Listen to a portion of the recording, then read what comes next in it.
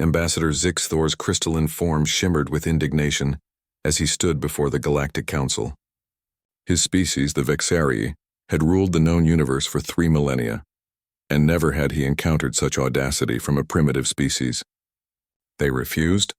High Chancellor Mordeth asked, his 6 eyes blinking in disbelief. Not only refused, Excellency, Zixthor replied, but they issued a warning. They told us, and I quote, "Do not mess with Earth."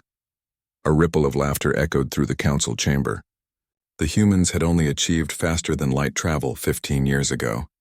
Their planet possessed no shield technology, no plasma weaponry, no quantum defenses.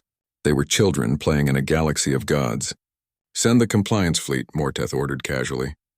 3 dreadnoughts should suffice for such a backwater world. The fleet arrived at Earth within a week, their massive vessels casting shadows across entire continents. Admiral Krell, commanding from the flagship Inevitable, opened a channel to Earth's government. "You have 48 hours to surrender your planet's resources and submit to Imperial authority," Krell announced.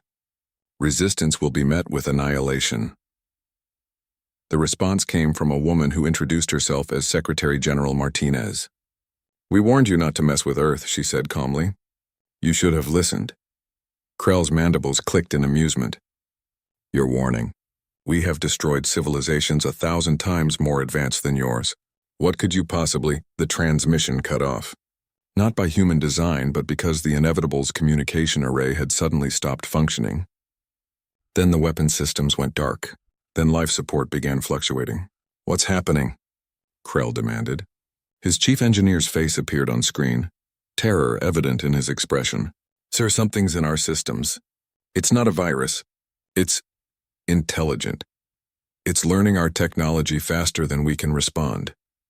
On Earth, a teenage hacker named Marcus Chen leaned back in his chair, cracking his knuckles. "That's 3 capital ships locked down," he reported to the command center. "They literally can't even flush their toilets without our permission now."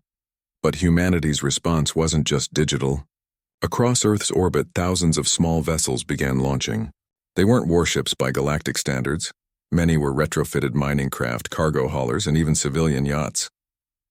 But each one was piloted by a human who understood something the Empire didn't: improvisation. The Vexarii relied on predictable warfare. Massive ships, overwhelming firepower, standardized tactics perfected over millennia. Humans had spent their entire existence fighting each other with whatever they could get their hands on. Every conflict, from ancient cavalry charges to modern guerrilla warfare, had taught them one fundamental truth: rules were meant to be broken.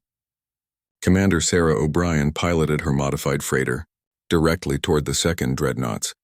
Blind spot, a design flaw that Vexarii engineers had never considered because no species had ever been reckless enough to exploit it.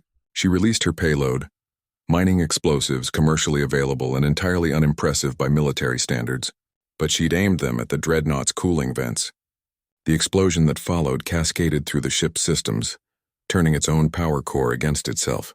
Meanwhile, in the asteroid belt, miners who'd spent decades blasting rocks had turned their equipment on the 3rd dreadnought. High-velocity tungsten projectiles, simple, crude, impossible to jam or deflect with energy shields designed for plasma weapons, punched through the vessel's hull like paper. Admiral Krell watched in horror as his fleet crumbled. "This is impossible. They're using mining equipment, civilian vehicles. How can they—" "Because we're creative, adaptive, and we don't quit." Secretary General Martinez's voice came through the restored communication channel. "We've been fighting wars since we lived in caves. We've turned every tool into a weapon, every disadvantage into a strategy. We warned you." But humanity wasn't done. Scientists at CERN had been working on something special. They discovered that Vexarii biology had an unusual vulnerability. Their crystalline structure resonated at a specific frequency. It wouldn't kill them, but it would incapacitate them completely. Within minutes, every Vexarii soldier on every ship fell unconscious, their bodies vibrating to a frequency that humanity had weaponized using nothing more advanced than modified industrial sonic equipment. The Empire's remaining fleets retreated. News spread across the galaxy within days. Earth was untouchable, not because humans had superior technology, but because they possessed something far more dangerous: unbridled creativity, relentless determination, and a willingness to turn anything, no matter how mundane, into an instrument of war. Ambassador Zixthor stood before the Galactic Council once more, his crystalline form dim with humiliation. They defeated 3 dreadnoughts with mining equipment, commercial electronics, and improvised tactics. Our analysts estimate that a full-scale invasion would require resources we cannot afford to commit, and even then, victory is uncertain. High Chancellor Mordeth was silent for a long moment.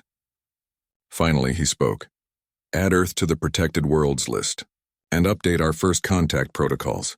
Any species that warns us not to mess with them, we listen. Years later, when humanity finally took its place among the galactic community, other species would ask the same question. How did you defeat the Empire? And humans would always give the same answer. We warned them not to mess with Earth, they should have listened. Because in a universe of species that had forgotten how to struggle, how to adapt, how to turn desperation into innovation, humanity remained what they had always been: survivors, warriors, and the most dangerously creative species the galaxy had ever encountered. The warning had been clear. The Empire had simply been too arrogant to heed it. That was their mistake.